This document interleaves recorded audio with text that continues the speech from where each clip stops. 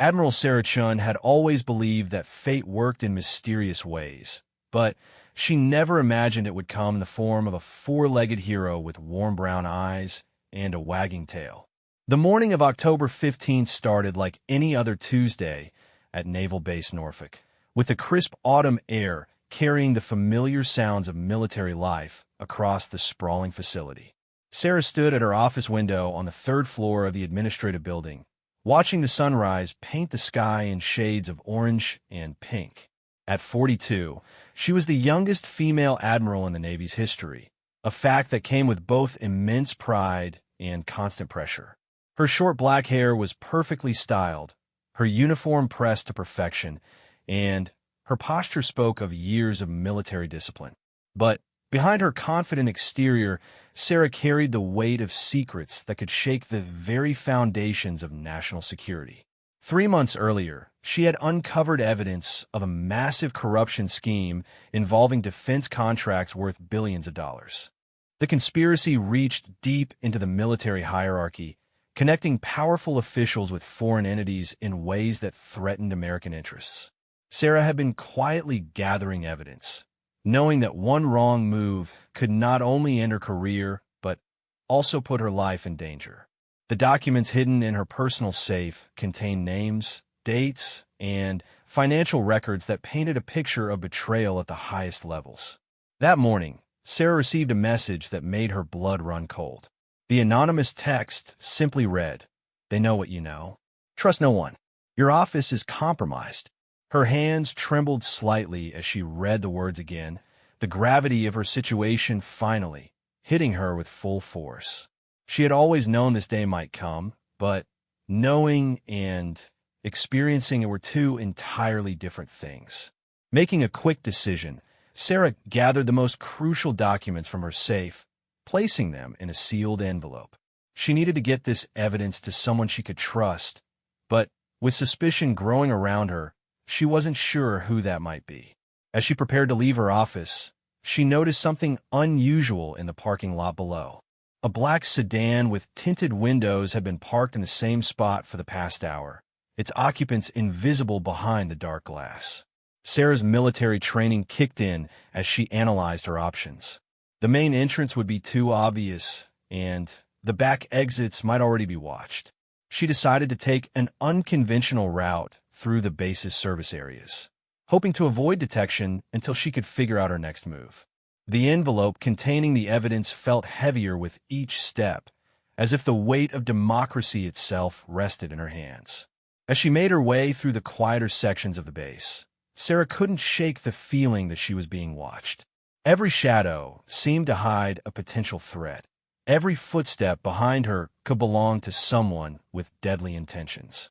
The paranoia was justified, she knew, but it didn't make the feeling any less overwhelming. Her phone buzzed with another anonymous message. "Building is surrounded. They're coming for you now." Panic began to set in as Sarah quickened her pace, her mind racing through possible escape routes. The base that had been her second home for over 2 decades now felt like a maze designed to trap her. She thought about her daughter, Emma, safely away at college, and her elderly mother living in a retirement community in Florida. What would happen to them if she didn't make it out alive? The thought gave her the motivation she needed to keep moving.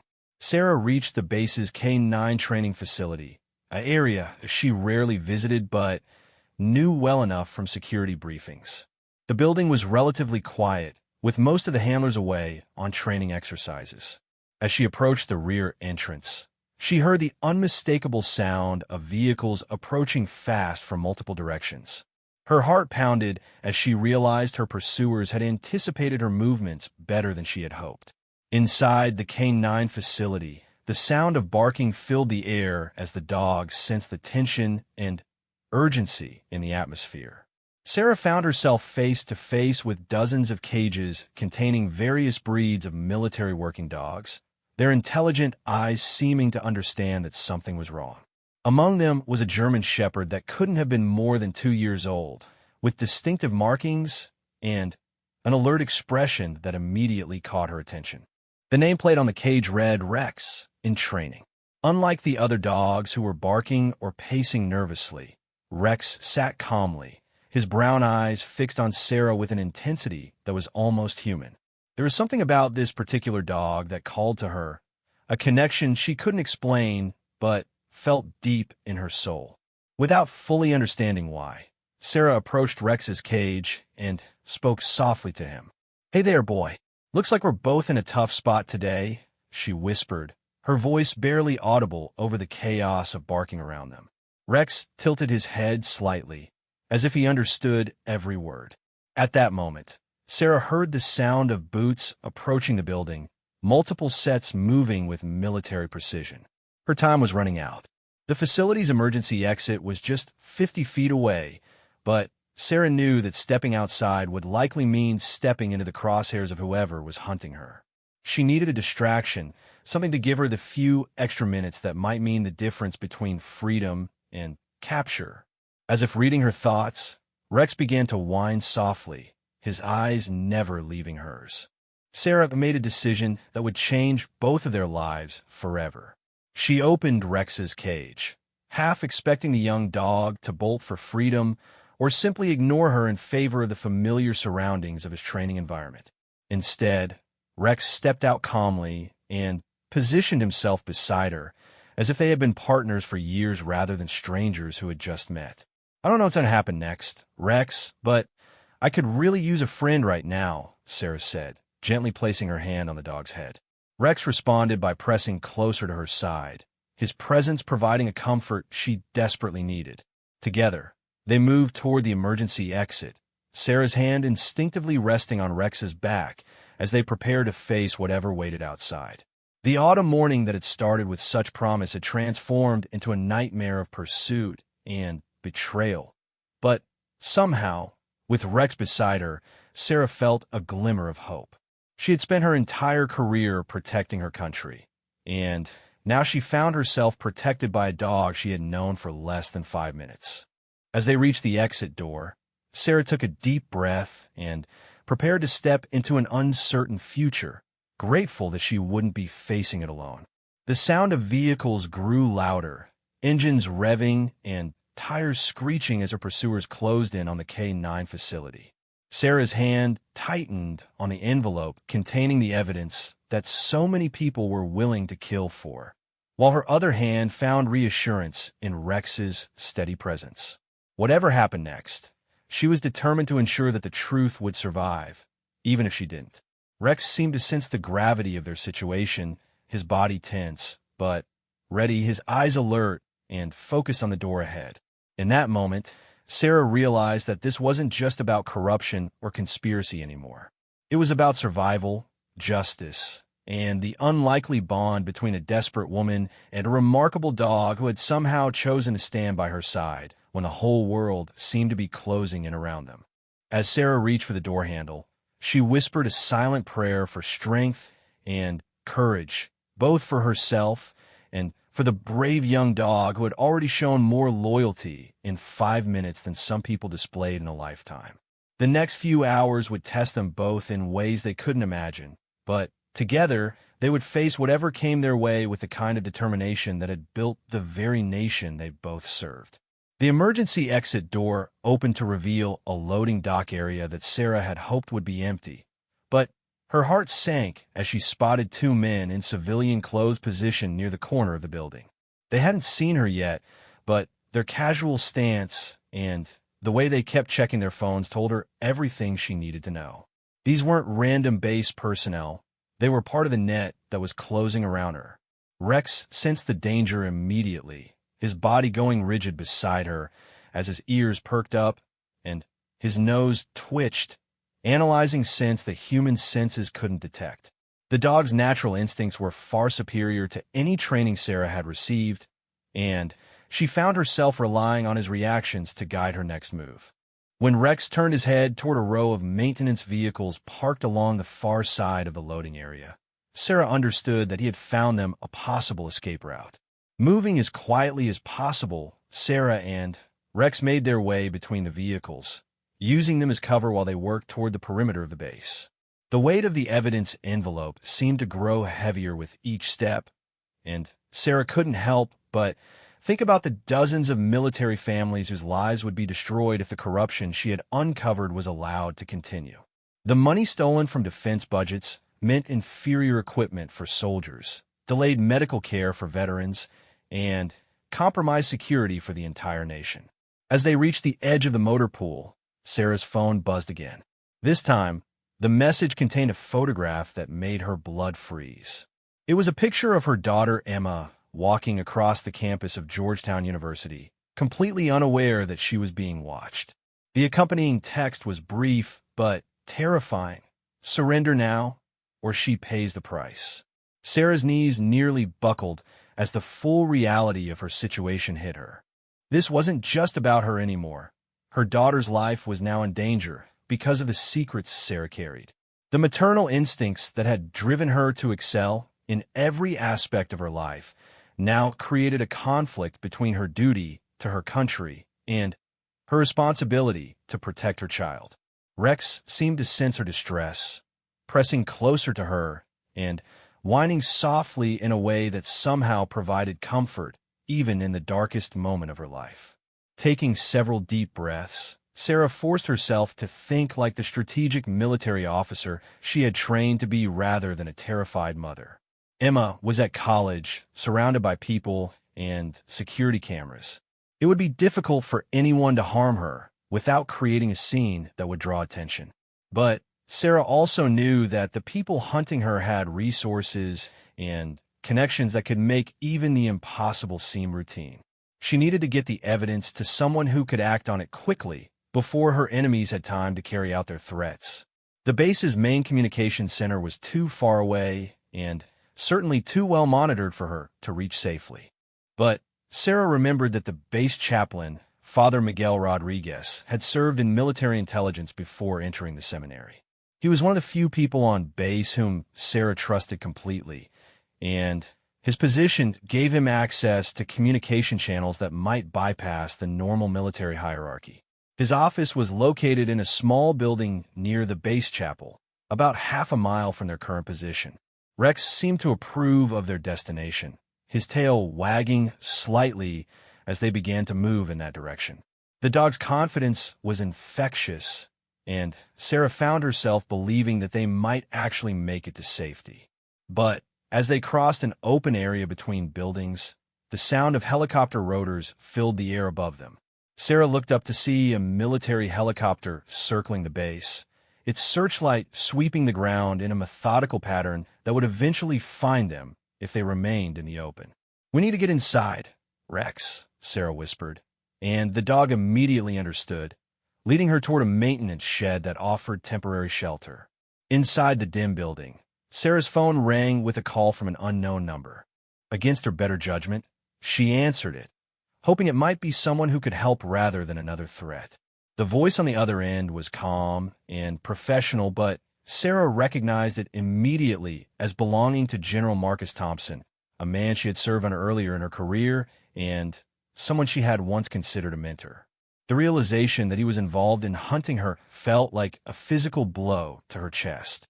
"Sarah, you need to stop running and think about what you're doing," General Thompson said, his voice carrying the same paternal tone he had used when she was a young lieutenant learning the ropes.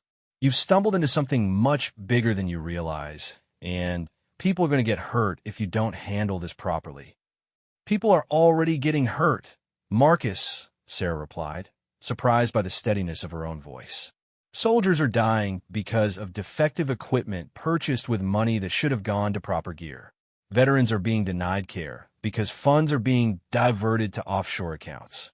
How many more people have to suffer before someone stands up and says enough is enough?" There was a long pause before General Thompson spoke again, and when he did, his tone had changed completely. "You always were too idealistic for your own good, Sarah. That evidence you think you have, it's incomplete. You don't understand the bigger picture. Some of those contracts you're questioning are part of classified operations that protect American interests in ways you can't imagine. By exposing them, you're not saving lives, you're endangering national security." Sarah felt a moment of doubt creep in her mind. Had she misunderstood what she had uncovered? Was it possible that what looked like corruption was actually legitimate covert operations? But then she remembered the specific details in the financial records, the personal accounts, the luxury purchases, the timing of payments that coincided with defense budget cuts. No legitimate operation would require that level of personal enrichment for the participants. I've seen the bank records, Marcus, she said firmly. I've traced the money to personal accounts in the Cayman Islands and Switzerland. I know the difference between classified operations and theft, and this is theft on a massive scale. The American people deserve to know what's being done in their name. Rex had been listening to the conversation with the intense focus that military working dogs were trained to display, and Sarah could see that he sensed her growing determination. When she ended the call, the dog moved to the door of the shed and looked back at her expectantly, as if he understood that their brief respite was over and it was time to continue their mission. As they left the maintenance shed, Sarah could see that the base's security had been significantly increased. Military police vehicles were patrolling roads that were normally quiet, and she could spot additional personnel positioned at strategic points throughout the facility. The helicopter continued its search pattern overhead, and Sarah realized that their window of opportunity was rapidly closing. The chapel was still 400 yards away, but the route would take them across two more open areas where the helicopter's searchlight could easily spot them. Sarah was trying to figure out an alternative path when Rex suddenly tensed, his ears pricking up at a sound that human hearing couldn't detect. A few seconds later, Sarah heard it too, the sound of vehicles approaching from multiple directions, engines running at high speed. They were running out of time and options. Sarah looked down at Rex, whose brown eyes seemed to reflect her own determination mixed with concern. "We're going to have to make a run for it, boy. Are you ready?" Rex's response was to move to her side and press against her leg, a gesture that somehow communicated absolute loyalty and readiness to face whatever came next. Taking a deep breath, Sarah stepped out of their hiding place and began to move toward the chapel with Rex beside her. The helicopter's searchlight swept past them twice, missing them by mere feet each time, but Sarah knew their luck couldn't hold out much longer.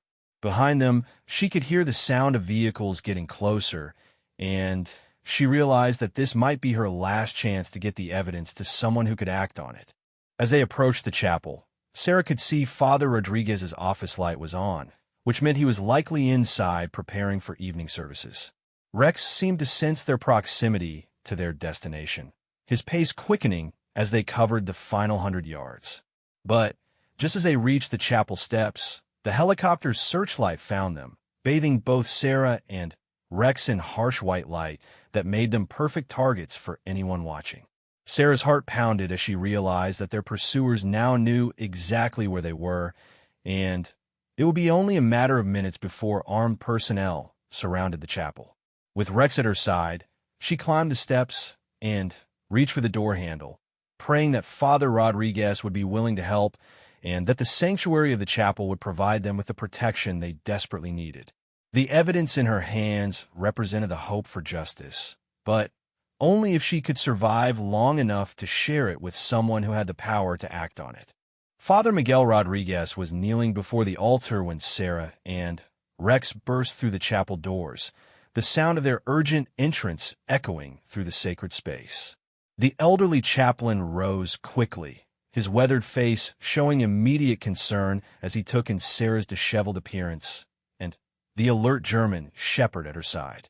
Without hesitation, he gestured for them to follow him to his office, understanding instinctively that this was no ordinary visit.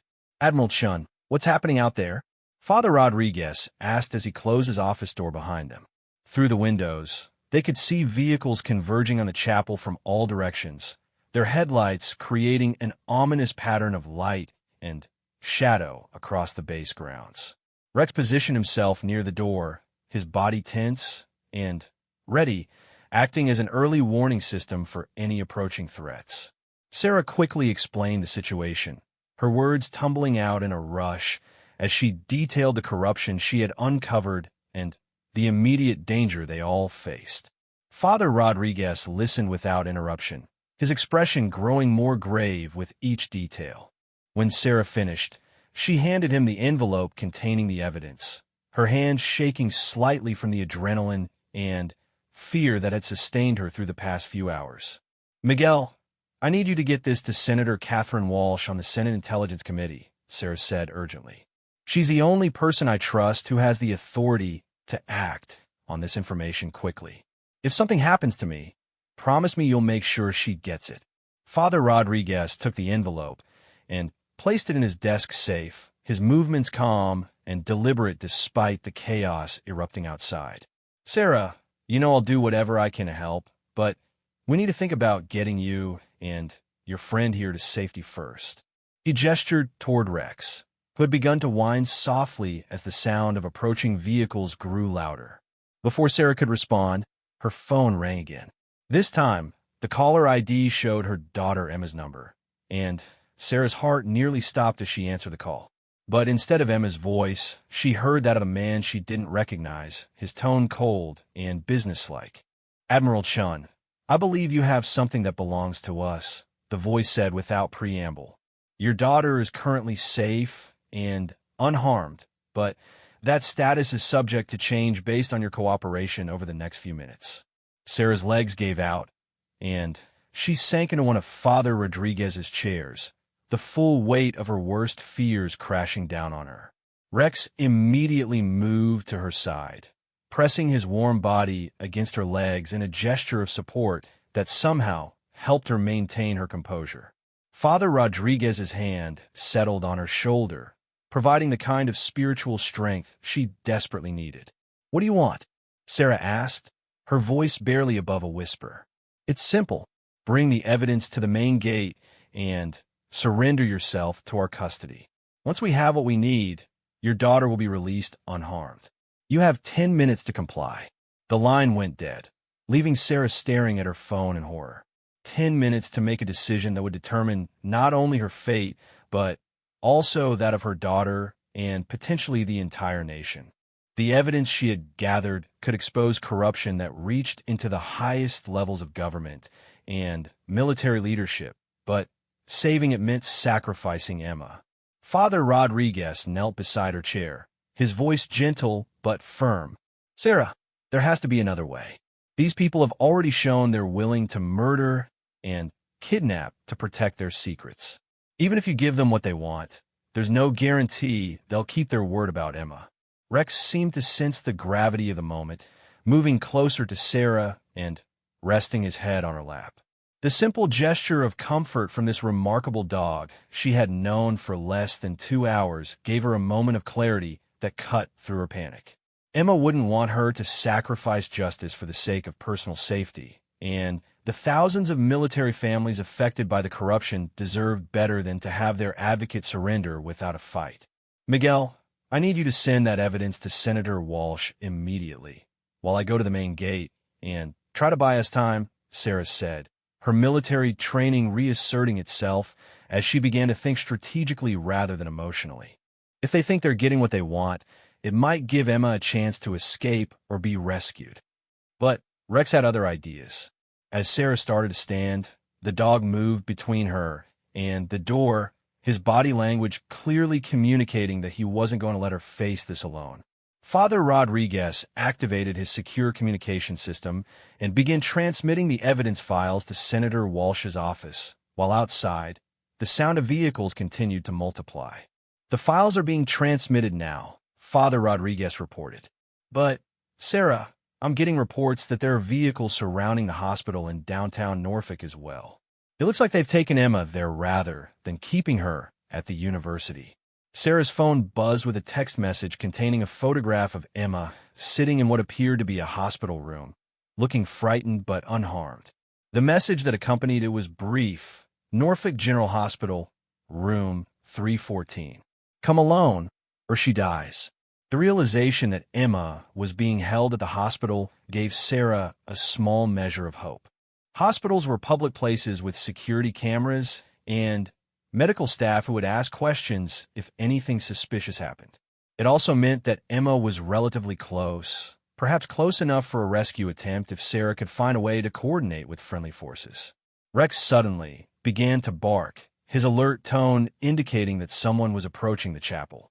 Through the window, Sarah could see military police vehicles surrounding the building, their occupants taking positions that would prevent any escape. Father Rodriguez completed the transmission of evidence files just as they heard the sound of boots on the chapel steps. "The back exit leads to the cemetery," Father Rodriguez whispered urgently. "There's a maintenance gate that connects to the city streets. If you can get there, you might be able to reach the hospital before they realize you've left the base." Sarah looked down at Rex, whose intelligent eyes seemed to understand exactly what she was planning. "Are you ready for one more adventure, boy?" she asked softly. Rex's response was to move toward the back of the office, his tail wagging slightly in what Sarah chose to interpret as enthusiastic agreement. As they prepared to leave through the rear exit, Father Rodriguez handed Sarah a small GPS device. "This will help you navigate the back streets to the hospital. I've also sent a message to Senator Walsh explaining the urgency of the situation. Help is coming, Sarah, but you need to stay alive long enough for it to arrive." The back door of the chapel opened onto a small garden that led to the base cemetery, a peaceful area that seemed incongruous with the life and death drama unfolding around them. Sarah and Rex moved quietly between the headstones, each marking the final resting place of military personnel who had served their country with honor. The irony wasn't lost on Sarah that she was potentially facing her own final mission while surrounded by the graves of heroes who had made the ultimate sacrifice. Rex led the way through the cemetery with the confidence of a dog who had been trained for exactly this type of mission, even though his training was far from complete. His natural instincts and intelligence more than made up for his lack of experience, and Sarah found herself amazed by the courage and loyalty of this remarkable animal who had chosen to stand by her side. They reached the maintenance gate without incident, but as Sarah worked to open the lock, she could hear the sound of vehicles racing through the base behind them. Their escape had been discovered, and it would be only a matter of minutes before their pursuers figured out which direction they had gone. The gate finally opened, revealing a narrow alley that connected to the city street system. Norfolk General Hospital was 3 miles away through city streets that would normally take 10 minutes to navigate by car. On foot, with a military working dog, and while avoiding capture, it would take much longer. But Sarah had spent years in military fitness training, and Rex was a young, athletic German shepherd bred for endurance. If anyone could cover that distance under pressure, it would be them. As they began to run through the city streets, Sarah's phone rang again. This time, it was Senator Walsh herself, her voice urgent and concerned. "Admiral Chun, I've received the evidence you transmitted, and I'm already mobilizing federal resources to investigate." "Where are you now?" "I'm trying to get to Norfolk General Hospital," Sarah panted as she continued running, Rex easily keeping pace beside her. "They have my daughter there, and I'm not leaving without her." "We have federal agents en route to the hospital now," Senator Walsh assured her. "But, Sarah, these people are desperate, and desperate people do unpredictable things. Please be careful and wait for backup if you can." But Sarah couldn't wait. Every minute that passed was another minute that Emma remained in danger, another opportunity for their captors to realize that the evidence had already been transmitted and that holding Emma no longer provided them with any leverage. As they rounded the final corner and Norfolk General Hospital came into view, Sarah could see exactly what she had feared most. 10 black SUVs with government plates were parked around the hospital's main entrance and emergency room, their occupants visible as dark silhouettes against the building's bright lights. More vehicles were positioned at strategic points around the hospital perimeter, creating a cordon that would be nearly impossible to breach through conventional means. But Rex had spotted something that Sarah's human eyes had missed. The dog was looking intently at a service entrance on the side of the building, his body language suggesting that he had detected something important. As Sarah followed his gaze, she realized that the service area was the one blind spot in the surveillance net that had been thrown around the hospital. "Good boy, Rex," she whispered, understanding once again that this remarkable dog was going to be the key to saving both Emma and herself. Together, they prepared to attempt what would either be a daring rescue or a final, desperate gamble with lives that had already been pushed to their absolute limits. The next 20 minutes would determine whether justice would prevail or whether the corruption Sarah had uncovered would claim 3 more victims in its ruthless pursuit of self-preservation.